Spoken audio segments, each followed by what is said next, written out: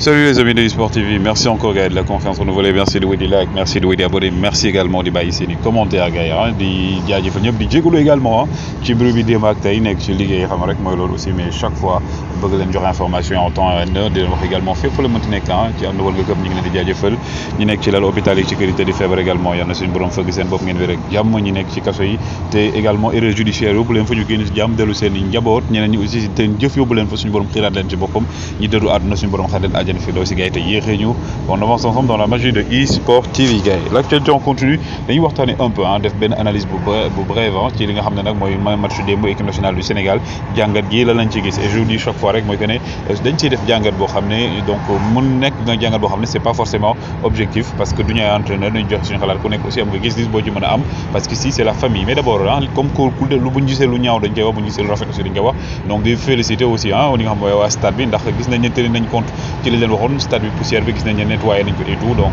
dañ koy rafetlu aussi parce que comme je le dirais ici une critique ku ko xam dëggantaan xam ne la critique elle est positive et elle n'est pas forcément toujours négative quoi donc nit ñi moo ne critique ñu yaakaar ne da ngay ñëw pour yàq et tout et c'est pas le cas donc lii nag aussi gars yi mooy programme 26e journée bi nga xam mooy Ligue 2 sénégalaise mi ngi nii Oslo ak USC Deport jamono Fatick FC Amitié FC et tout donc lii aussi de Ligue 2 bi 26e journée bi aussi di tàmbale rek gars yi moo ngoog gis ngeen ko donc Génération Foot Mbour Petite Côte Jaraaf CNEPS AS Douane Ndiambour Linguère Dakar Sacré-Cœur Casa Sport Guédiawaye AS Pikine Teungueth FC loolu derby la aussi Jambar FC ak ñii di US Gorée mais d'abord li nga xam ne mooy yéenekaay yi ci tugal mooy face à leur juge di falte rek ci li nga xam ne mooy jugement bi nga xam ne war nañ ko def ci diggante kii di Michel Platini ak Sepp Blatter ñoom ñaar da nga xam ne wàllum guerre lañ leen di toppee Sepp Blatter nekk ancien président FIFA ki nga xam ne également moom mooy donc kii di Platini nekkoon également njiit ci wàllum UEFA donc loolu daal la gars yi fas yéene waxtaanee ci par rapport ak seen jugement beeg loolu Marca moom ne Tchouaméni di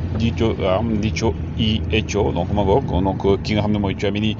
ci tënk rek moom d'accord na gars yi dañuy wax ci principe par rapport yi nga xam ne mooy proposition bi ko ba Real defaloon muy toll ci proposition bu gars yi yegg ci ay 100 donc millions ak lu teg donc ñi aussi ngeen gis image bi lay daj gars yi ñii ñan la gars yi ñaar ñii ñan lañ donc boo leen mën a wax ñaari booy ñan lañ donc ñi seetaan football aussi di suivre booy war nañ xam ñan lañ donc maillot Angleterre la mais indice la rek ñaari booy yi ñan lañ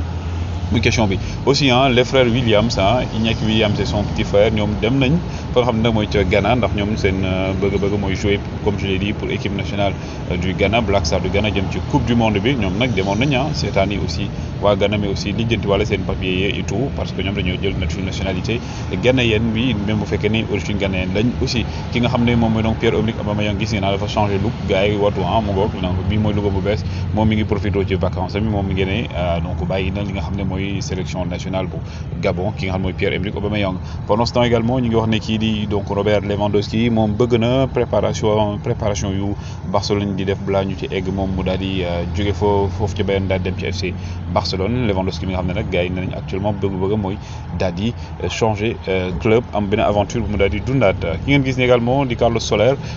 nag actuellement gars yi ne nañu c'est imminent léegi mu signé du côté de l'Atlético de Madrid mais comme on dit tant que signé gu rek dara leeragul mais en tout cas donc d'accord na accord de principe moom ak ñi nga xam ne ñooy donc Diego Simeone ak l'équipe donc des Colchoneros donc ki ngeen gis ni aussi di Sergio Ramos gars yi moom mi ngi préparé saison bi ñëw waxoon na ko gars yi nee na blessure yi et tout moo ko retardé et que il va être prêt pour le Paris Saint-Germain l'année prochaine moo tax déwoon Paris Saint-Germain boo matul dem ñu football défense à 3 gars yi et je pense que ce serait très avantageux pour eux par rapport li nga xam ne mooy donc li jëm ci seen saison bi li ci des kii également di donc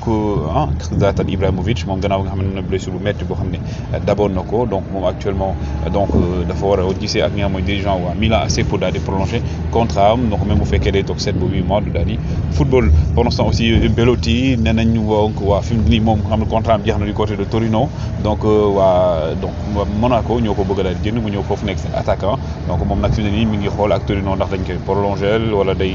jóge foofu noonu dem fa nga xam ne mooy donc ca Monaco pendant ce temps également ki ngeen gis nii di Bremer club yi bëri topp donc nee nañ Inter la wax waaw donc reste à voir nag officialisation bi tout donc Bremer bi nga xam ne aussi il est suivi par beaucoup de clubs donc non appelé et tout mais nee nañ Inter daal la mujjee daal di wax waaw Bernardeschi également gars yi nee nañ jamono ji du côté de Napoli daal boo ma fa lay signé parce que moom d'accord na ak dirigeant napolitain yi pour daal di dem foofu noonu sol maillot Napoli du côté donc de l'Italie fi nga xam ne Kalidou Koulibaly fa la nekk actuellement Bernardeschi qui a donc annoncé officiellement que day jógee du côté de la Juventus de Turin pendant ce temps aussi ñi ngi wax ne jamono ji donc waa Chelsea ils sont ouverts à ce que ki nga xam ne mooy donc kii di Romelu Lukaku dem ca Inter en prépayant parce que Lukaku jamono ji gars yi bëgg ba mooy daal dem foofu noonu ca Inter parce que gisul boppam du côté de Chelsea gars yi nag li ñuy wax ci li nga xam ne mooy match équipe nationale du Sénégal seetaan ngeen ko démb donc Sénégal moom mujjee dóor donc 1-0 donc ci premier mi-temps bi 0 bi partout la mais li may wax rek mooy que ne xam nga ne Aliou Cissé moom 4-4-3 moo nekkoon nag loo xam ne jamono ji moo nekkoon trouvaillam gars yi jàppoon ne dafa équilibré parfois aussi mu def ko 4-4-2 à plat mais 4-4-2 bi donc gis nañu jamono ji donc 4-4-2 bi nekk na système boo xam ne Aliou Cissé donc moom la gën a sax gën a jox gëdd par rapport ak ni muy daal di jouer un système boo xam ne nag pour man je pense que ni c'est un système très équilibré pour en venir également au choix des hommes loolu nag mooy problème bi parce que parfois nag Fodé Ballo-Touré mi ñu jël donc bu nekk ci système boo xam ne c'est un 5-3-2 boo xam ne moom la Rwanda yi indi couloir yi nga xam ne moo waroon nekk zone bi waroon basculer affaire yi foofu parfois da ciy am problème. Et je pense qu'aujourd'hui également par rapport à l'équipe nationale Sénégal lu ñu wax mooy que parfois Aliou Cissé aussi donc sur animation offensive bi donc peut-être que foofu mooy xaw am problème équipe nationale Sénégal moo tax parfois on peut se poser la question ne est-ce que il met les hommes qu'il faut à la place qu'il faut moo tax nag pour man voilà match amicaux yi baax ci aussi ñu xam yenn affaire yi également jouer benn système boo xam ne mooy 4-3-3 très simple également avec Pape Matar Sarr nekk pointe haute au niveau du milieu Mané nekk gauche Idrissa Sarr également nekk à droite Habib Diallo nekk en pointe pour moi mënoon na nekk benn solution boo xam ne aussi bu fekkee ne seetaan nañ match bi nga xam ne moom la waa Rwanda doon jouer donc nañ ci mën a am jàngat également aujourd'hui il faut juste également ñu xooloon comme je l'avais dit match Mozambique Rwanda bi xaw ma ndax Aliou Cissé seetaan na ko ou pas mais boo xooloon prise de profondeur bi nga xam ne également waa Rwanda dañ ko doon def également étirement de la ligne défensive vitesse bi ñu doon indi dans le jeu moo nekkoon na loo xam ne peut-être mënoon na faire déjouer le bloc bas bi nga xam ne Rwanda yi indi nañ ko mais aussi li may wax saa su nekk rek mooy que ne 4-4-2 bi nekk na loo xam ne aujourd'hui Aliou Cissé moom ci boppam waxoon na fee jamono 4-4-2 bi bon nekk na système boo xam ne alternative lay doon mais 4-3-3 bi lay gën a doxal mais aussi nekk na loo xam ne booy seet mooy changement dispositif bi nga xam ne moom la doon indi manque de profil boo xam ne tey da doon nekk profil boo xam ne percutant comme au niveau du milieu de terrain loolu nekk na loo xam ne tey moo tax même erreur yi même carence yi ñu koy daal di gis mais aussi man li may wax aussi mooy que ne parfois aussi Aliou Cissé il tarde à faire ces changements donc et que changement yooyu noonu tey mënoon na apporter lu bëri mais bàyyi ba xam rek ba presque match bi waa jeex nga def yenn changement yi c'est un peu trop juste et parfois comme on dit Cissé aime jouer avec le feu et Ismaïla Sarr aussi bokk na si joueur yoo xam ne gars yi pour man bon nekk na ñoo xam ne tey franchement donc Ismaïla Sarr pour man donc progression dafa des c'est un excellent joueur mais parfois tu te demandes est-ce que Ismaïla Sarr il a progressé par rapport au système de jeu bi mu def moom voilà vitesse bi lay gën a utiliser alors côté aujourd'hui de jeu c'est un jeu boo xam ne en tant que joueur bu toll ne moom il doit varier son jeu et je pense que xëy na peut-être ñii nañ si d'accord ñu si d'accord mooy que ne Sénégal tey problème bi ñu gën a métti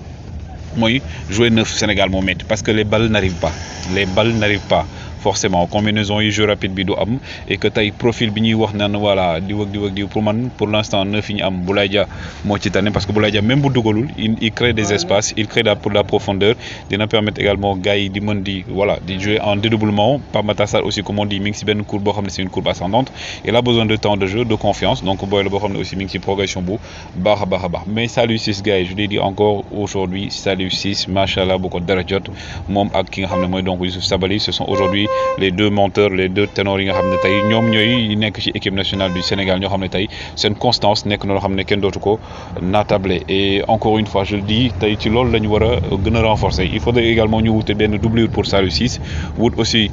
ki nga xam ne mooy donc Sabaly am na doublure muy kii Bouna Sarr bu amee temps de jeu mais kii di aussi di Saliou Ciss Ballo-Touré manque de temps jeu mi dafa feeñ lool donc il faudrait qu'on trouve également koo xam ne am na expérience bi aussi dina nekk koo xam dina mën a dépanner rapidement am temps de jeu am du rythme dans les jambes je pense qu'aujourd'hui loolu Sénégal war na ko gën a travailler donc par rapport à ce match comme je dis tout n'est pas à jeter donc du lépp la ñu mën a sànni donc am na yoo xam ne moo nekk li gën a feeñ mooy que ne Sénégal bloc bas bi da koy poser beaucoup de problèmes et qu'on n'a pas de solution par rapport à ça il n'y a pas de variation dans le jeu plutôt mu ngoog jeu en profondeur bi dédoublement yi parfois bu ñu dégg ak bloc bas dañuy réer les centres doivent être travaillés des balles arrêtées yoo xam ne moo la ciy génne parfois bon match yu ni mel mooy loolu donc hier nuit était la performance individuelle de ki nga xam ne mooy Saliou Ciss